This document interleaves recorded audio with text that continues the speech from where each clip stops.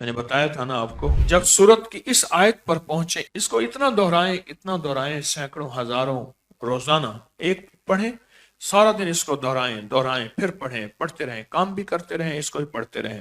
ان لک فی النہار سبحا طویلا، اس کا معنی یہ ہے کہ اللہ دن بڑے لمبے ہو گئے ہیں، دھوپ بہت بڑی ہو گئی ہے، اب تو چھاؤں دے دے، کس کی؟ رزق کی، صحت کی، دولت کی، روحانیت کی، عزت کی، چین کی، سکون کی، راحت کی، رحمت کی، اب تو کوئی سکون اور چین دے دے۔ ہمارے بڑوں نے کہا دو چیزوں کا اہتمام کرو، رب تمنگری کے دروازے کھول دے گا، دولت کے دروازے کھول دے گا، عزت کے دروازے کھول دے گا، وسعت کے دروازے کھول دے گا، اپنی عطاؤں کو کی بارش کر دے گا۔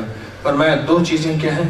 میں ایک، ہر وقت باوضو رہنا، اور دوسرا جب گھر میں جائیں تو سورت اخلاص ایک دفعہ پڑھ لیں اور سلام کر لیں۔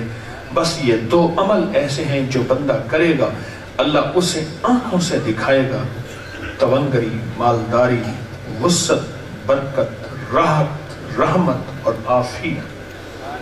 جی میرے بیٹے کا نام جمال ہے، اس کا استخارہ کرا کے بتاؤ مجھے۔ کیا کراؤں؟ کس چیز کا استخارہ؟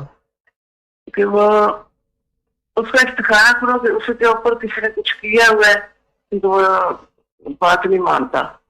اس کا تصور کر کے یا اس کی تصویر سامنے رکھ کے ایک دفعہ پڑھیں پہلا کلمہ، اور پھر محمد الرسول اللہ، اس کو 101 بار پڑھیں، اور اول آخر 3 بار درود پاک کے ساتھ روزانہ صبح شام کر لیں۔